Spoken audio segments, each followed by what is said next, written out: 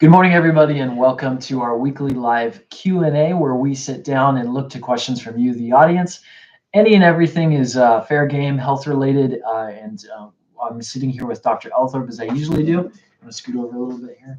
And she will approach these questions. Of course, generally, we don't know, we're not sitting in front of you, we don't have your health background, can't see you and touch you, but for education and informational purposes, so we can learn together, Dr. Elthorpe will answer your questions as if she is sitting in the office with a generic patient, how we might approach it, especially coming from a functional medicine perspective, where we look at your lifestyle, your background, your nutrition, rooted in the science and the research of what we understand about nutrition and the human body and how to heal it and get to the root cause of disease. So I can see we're starting to get a little bit of activity there in the chat section, and that is the best way to interact with us.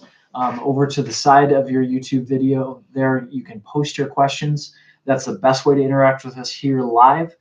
If you're having any trouble with that, of course, you can email your questions into us. We do get a lot of emails, so do make sure that the subject line of your email says question for YouTube, question for live Q&A. That way we can have it routed to us and we can answer your question on the following week. So thanks for joining us, and just make sure that we're treating this as educational learning, and this is not replacing your relationship. It's not meant to replace your relationship with your physician, so do follow up with your specific questions with your doctor. Dr. E, thanks for joining us today. Thank you. I always enjoy creating another venue where patients can, learn and grow, and I can learn and grow as well, because there are times I don't have the answer and I have to look things up, and that helps me to grow too. It's true, yes. And if you're enjoying these videos, you can help us out. Just take 2 seconds and click the thumbs up button. And even better, if you subscribe to the channel, you'll be notified if and when we post new videos. We have a whole plan of educational content to be coming out later in this year. And I do want to let you know, for those that are watching today or going to watch the recording of this video, that we're going to put a pause on the Friday live Q&A. That's going to be temporary, but we have 5 doctors here. We are a working medical office, and 2 of those 5 doctors have gone out for maternity leave, and they're going to be out for a couple of months. Dr. Elthorpe has therefore picked up some of the slack and is taking on some more patient appointments. So unfortunately, that means we won't do the Friday live Q&A because she will be with patients, but she is committed to still doing the Monday evening 6 p.m. live Q&A here on YouTube. So 6 p.m. Pacific time, you can still join Dr. E. Same format. You can post your questions live in the chat. You can also email your questions in. And as soon as we can, we'll pick back up and do that second live Q&A weekly. All right, cool. Well, I can see we're starting to get some questions, and I do have a few that were emailed in as well. Let's dive into those. The first one here is from Carol, and she says, "Good morning. A friend told me about a Dutch method to check hormones. Do you know about it? Is it good? Is it reliable? Thank you."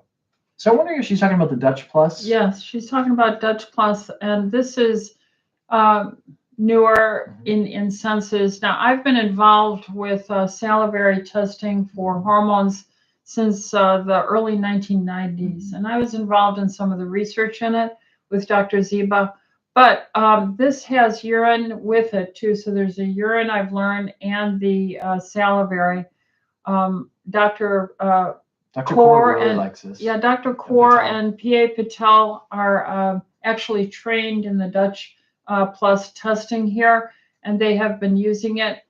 Their statement to me is they like it, especially with the pre-menopausal women. Both urine with the salivary help them to assay some of the breakdown of estrogen metabolisms and metabolites. There are some things that can make estrogen metabolites more problematic. And then there are some people with metabolized estrogen that is good, you might say. And the ones that make the poorer kind, there is research suggesting it may have a predictive value for trouble down the road as the decades roll by. And there are nutrients that are available that help to modify or improve your estrogen metabolism. D-glucarate helps with that. Having a healthy gut biome essentially is what you need. So much as what we do, we're already addressing that when we see our patients. The older you get, however, women, at 50 and older, perimenopausal, our gums are starting to age. We have more dental work done. And so when we get a salivary sample, it's not unusual to get some red blood cells from the gum lines in women perimenopausally, just because things are slowly breaking down. The teeth are shifting. You have to floss more. And the long and the short of it is it doesn't become a salivary sample anymore.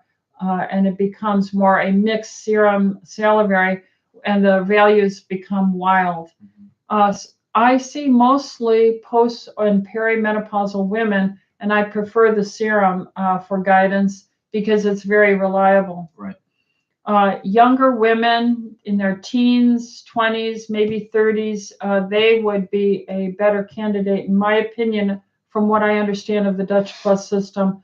But if you want to, Carol, I would have her see Dr. Kaur or Dr. Patel, PA Patel. Yeah, and I'll just add on my knowledge of that test, because I did speak a lot to Dr. Patel, PA Patel, about this, and Orthomolecular as well, because she went through a training of theirs called the SOS recovery, which stands for some kind of stress. And how our body adapts to stress with cortisol, and how to use adaptogens to target certain areas of stress, and also lifestyle, of course, and nutrition. Long story short, one thing that I know that PA Patel really likes about the Dutch Plus test is that it tests cortisol throughout the course of, I think, about a 48-hour period. It's a 2-day multi-sample urine and saliva, versus most of the time, if you're looking at cortisol, patients coming in for an AM cortisol or a PM cortisol, it's a snapshot in time. And several factors can affect cortisol throughout the day. Of course, it goes up and it goes down, and that's natural. And the Dutch Plus test looks at more of the arc of your cortisol throughout the day. And depending on how your cortisol responds to your body responds throughout the day, they have different approaches for supporting you. If you're hypercortisol, if you're a hypocortisol, different things like that. So yeah, PA Patel is a great one to see on that. She's gone through the full SOS recovery program. She has the tools and the knowledge. And it does have some of those other hormones in the test as well too. Okay. Harlow says, God bless. Thank you, Harlow. Robert says, question about elevated calcium of 10.5. I take 10,000 IUs, international units, of vitamin D, 720 of vitamin K2, that's the MK7, and my 25 hydrocox, his vitamin D is 90. Do you have a concern about elevated calcium? No, on a spot serum chemistry panel, the calcium will vary throughout the day.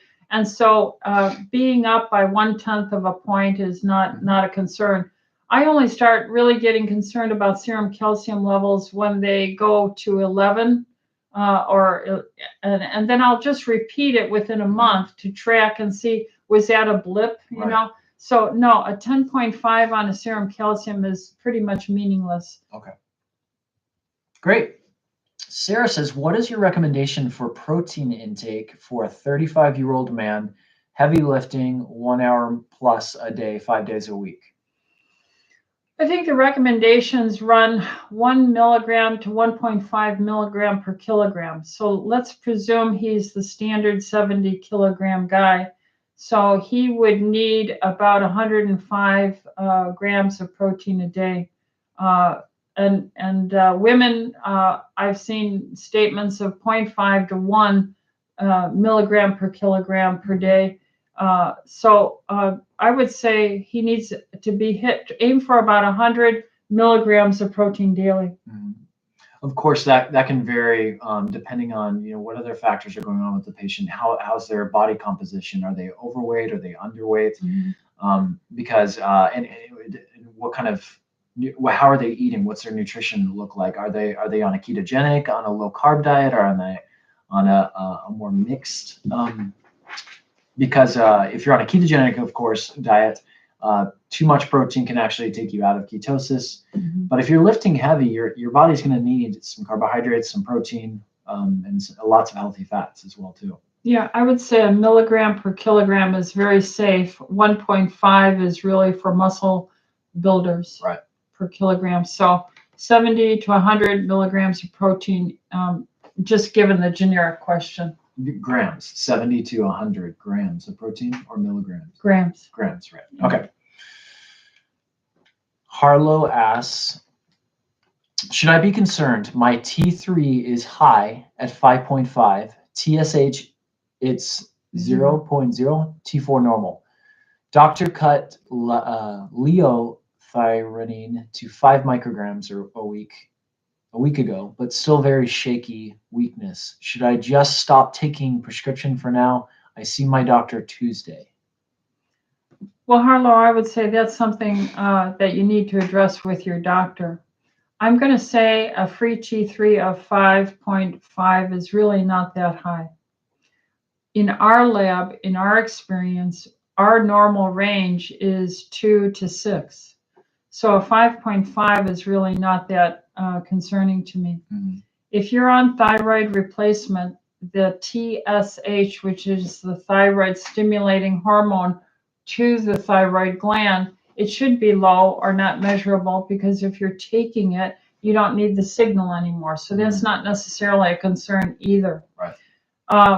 You have to see a doctor to put the whole story together, whether or not you're moving into a hyperthyroid excessive free T3 activity. Okay. From what you're telling me in these numbers, they do not appear to be concerning to me.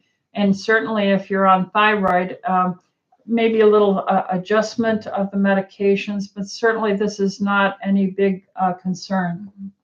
Now, you with your patients, you tend to prefer the more natural thyroid, not the synthetic, just T3 or just T4, right? Well, yeah, we call it synthetic, but essentially it is bioidentical. Yes, levothyroxine is largely just the precursor T4. Okay. So it's also called synthroid. So synthroid and levothyroxine are the precursor T4. But your body has to work it and turn it into T3. And I find that using a whole glandular thyroid like Armor, Naturethroid, Westhroid, WP thyroid, NP thyroid, all these glandulars have a nice mixture already of T4, T3, T2, T1, and it's just there for the taking. And so it doesn't put the burden on you to make that conversion. So if you're becoming hypothyroid or underactive, then giving you something that has the conversion in it as T3 is the ideal thing, in my opinion, and that's how I practice. The ranges, however, when I was a young doctor in the 1970s, the late 1970s, I was trained by physicians who would easily give glandular thyroid 9 grams a day. Wow. It was very common. I was in the Midwest where there was a lot of hypothyroid and goiter. And so using 1 grain, 2 grain, 4 grain, 6 grain, 8 grain, 9 grain was so common in my early training as a doctor. And they monitored the levels, and they didn't get concerned about the TSH. In fact, they never ordered the TSH once they started putting the patient on thyroid. They just started following the free T3. The actual functional hormone is free T3. So certainly I like to use a more robust thyroid because it impacts all your metabolism, including your immune system. So you want a higher performance out of your thyroid function than a lower performance, especially when you want good weight, body mass. You want good mental acuity. You want a good immune system. So we trend toward having a little larger tolerance on the free T3.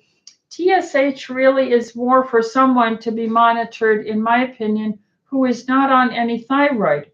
So a virgin, meaning no supplementation or medication for thyroid, a virgin TSH can tell you volumes. It'll tell you if the body is struggling to make that conversion from T4 to T3, and your TSH will be very high.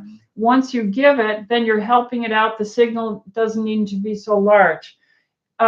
Once you give the thyroid, though, it's pretty meaningless as to what the TSH is doing for you. You have to look at the action of what you're giving, which is free T3.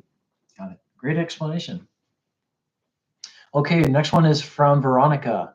Good morning. I recently started taking Blackstrap molasses for my anemia, but I read the warning sign that states that it could cause cancer. Should I stop taking it?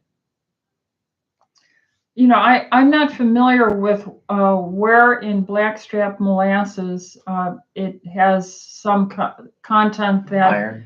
Well, it has iron in it, and that's why it was given traditionally. Right. We had it in my house when I was a little girl. Right. So I have no reason why. My guess, Go just ahead. knowing like California Title 65, you see that Title 65 warning on anything that potentially could contain any kind of carcinogens. And so Blackstrap molasses is a product that is mined from organic sources like trees and things like that. Yeah. And it probably is just almost like a meaningless warning, like you see when you go to Starbucks or a coffee shop that says, this product contains, these coffee beans contain chemicals known to the state of California to cause cancer.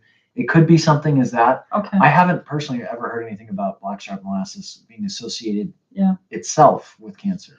Yeah, so I'm going to say, Don't know. I don't know any answer for that other than what you're saying, the excessive, it's kind of like if we warned you, if they say we warned you, there's no liability for anything or any industry. Right. So, yeah. So not sure, Veronica, but I know here at the office we there's some items like the Hemovite or Slow-Fee that we recommend, and depending on the tolerance of the patient, you might choose one or the other because iron in your stomach can be uncomfortable for some patients, but constipating. The other reason why I don't use Blackstrap molasses, Veronica, is the sugar in it. Yeah. So I'm looking for every way I can stay away from sugar, and that's the only reason why I don't recommend it. Okay, great. Next one is from CC. Are there ways to prevent nosebleeds? Some in my family get it suddenly and frequently. That depends on the lining of your mucosal membranes. When you're breathing in, God made the membrane so thin and these turbinates in there to increase the surface volume that the air passes over so that it can be warmed before it's brought into your lungs. It is also moistened in that same fashion. And as we age, just like our skin starts thinning with age, our membranes are all thinning as well. Right. So annually, we will get the seasonal mucus production with pollens seasonally. And when it dries, and let's say you just rub your nose like that, you just rub your nose a little bit, and let's say that mucin has now hardened like a scab, the mucin, on the turbinate, and it cracks, but now you're 60 years old, and that crack is enough with a thinner membrane, it'll break one of the teeny tiny capillaries that are right at the surface to bring that heat and that moisture to the lining, and so you'll get these frequent nosebleeds. Now, what is of concern is if you cannot stop it after 5 minutes. So the general rule is nosebleeds that you can't stop with pressure and cold that last 5 minutes, then you need to see the ear, nose, and throat doctor. He'll look up there and he'll see if there happens to be a larger arteriole, and he can just burn it and cauterize it. But since our membranes are made of fat and protein, not fruits and vegetables, okay, we need to eat the protein and the fats that help our membranes be robust so we don't lose our collagen, elastin. We take our hormones even postmenopausally or as we're aging, so our reconstruction, so we don't thin out and thin our skin so much, and these things will happen less frequently. Right. Okay. EH says, hi, doctor. What do you think about the idea of having metabolic flexibility rather than just keto for fitness and health optimization? I want to say one more thing about nosebleeds. Yep. The older you get, the more you tend to use aspirins preventatively and Motrin, Aleve, all these kind of platelet inhibitors too. And that tends to aggravate the problem. So be careful about using those things. Right. And of course, hydration. Yeah, and of course, hydration. Right. So metabolic flexibility is the goal, to move in and out of fat burning, okay? And so I'm all in favor of that, EH. I am not a total carnivore, okay? I do have plant foods, and I will have a treat occasionally. So I am not someone who is going to say, just stay in ketosis all the time. No, and it depends on the patient, the person, whether you're talking to a man or woman, young, old, healthy, overweight. And if they're a diabetic on an insulin pump, it's more critical for them. They have less flexibility. Right. A pregnant woman has less flexibility. Right. You know, she does probably not want to be in ketosis for any prolonged period of time. Mm-hmm. So optimally, yes. Once you've got your mojo, your lifestyle organized, you don't eat past a certain time, you are low carb in general, you're drinking enough water, you have your planned workouts, you know, and you're doing your workouts. You're not saying you will, you actually get them done, and you're getting a good night's sleep. Then you can incorporate a fast, 1 day, 2 day, 3 day, 5 day, and then you can have more of a feast, you know. And so that's called metabolic flexibility, based on a foundation of a lifestyle that allows you to go in and out of ketosis. Okay, great. CC asks, what are natural ways to decrease a tumor in the brain? Are tumors affected by sugar and diet? 100%, yes, they are.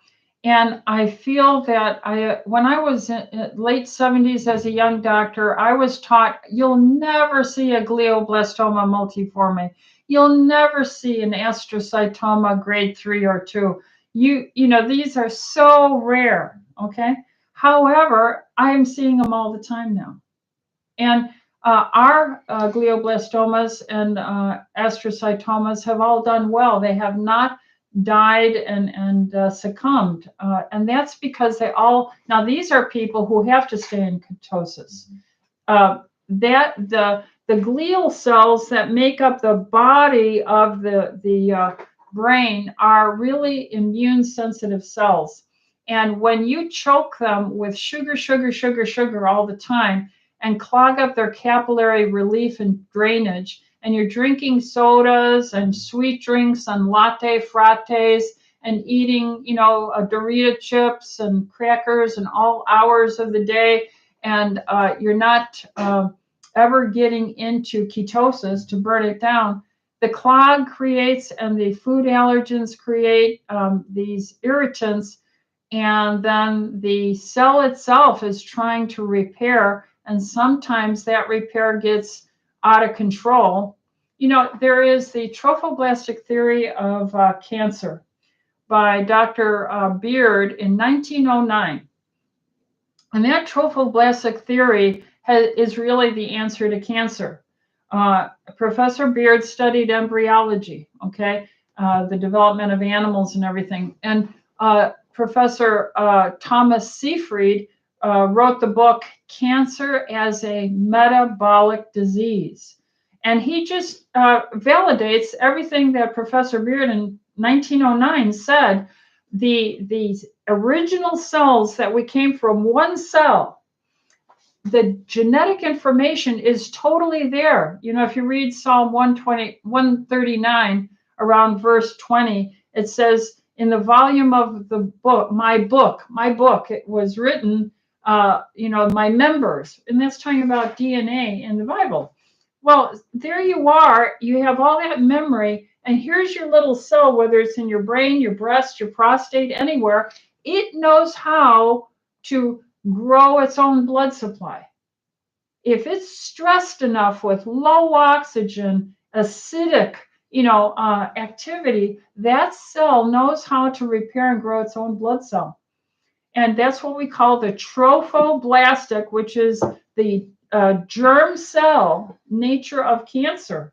And it's triggered by chronic stress. Now, it's stressful to be born and to have to be stuck in a uterus, you know, depending on mom all those months. But at some point, there's a metabolic switch. And that switches, then the baby starts breathing, the stress on the cells goes down. That's why I like giving Juice Plus to pregnant women, because it reduces that oxidative stress, so that transition is much easier for the oxidative stress. Anyway, that's a long way to say you've got to be keto carnivore if you have any kind of a brain tumor. Great. EH, back on the metabolic flexibility, is adding on saying, so the idea is that we shouldn't get dependent on only burning fats, but be able to go back and forth between burning carbs and fats. Correct. Yes, correct. Lee says, what do you think cauterization of about cauterization of a nosebleed? Should one consider this procedure if blood bleed is weekly?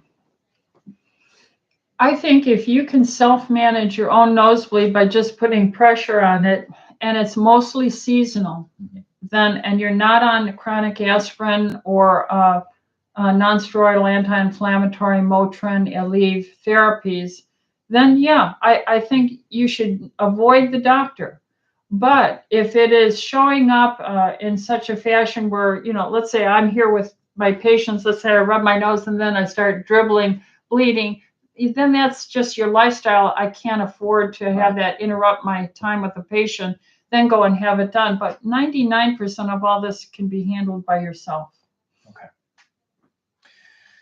EH says, how important is fiber if doing a carnivore diet, and also skin issues that could be caused by plant anti-nutritives?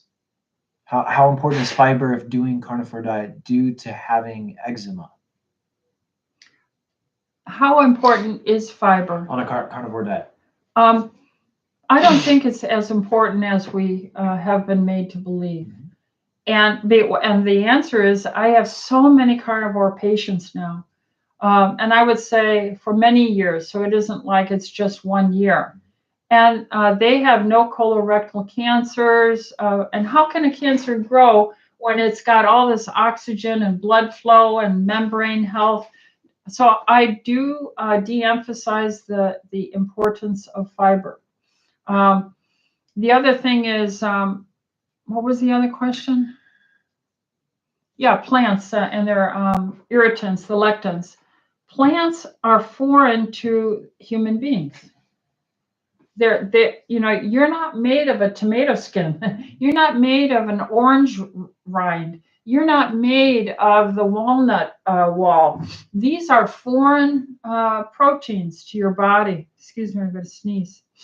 I've been rubbing my nose. There's something in here that's irritating. The cleaners were here last night or something.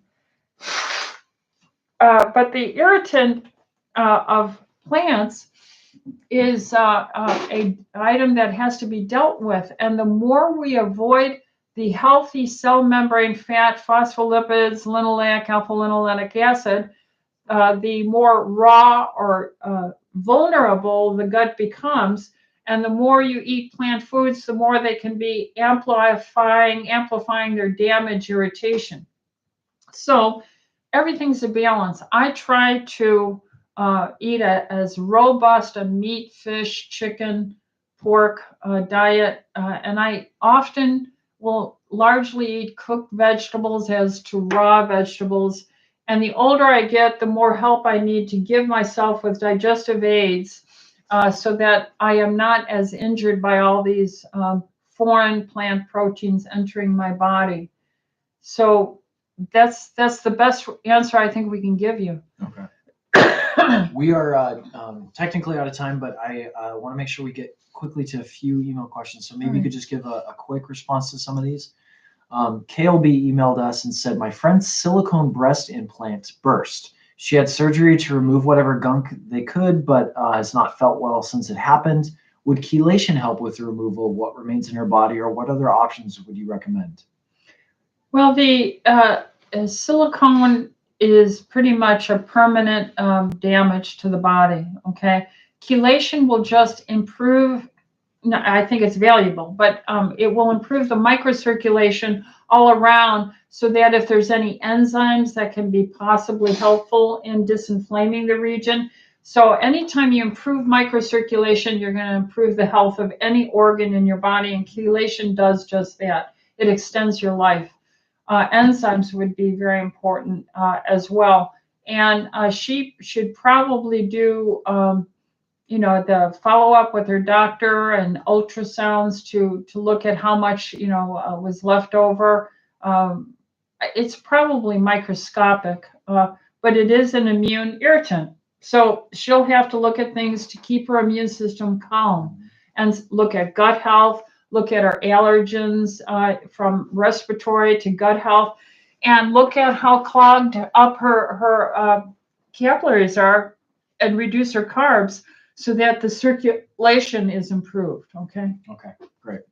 One last question emailed in. This one comes to us from Debbie, and she says, what is Dr. Rita's opinion of this ketone product?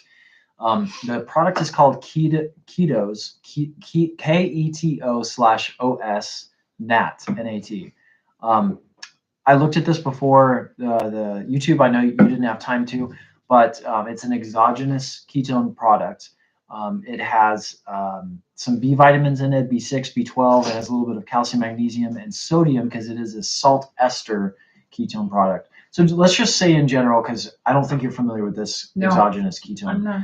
Do you use exogenous ketones? Do you think there's a place for exogenous ketone supplementation? I do think there's a place for exogenous ketone supplementation.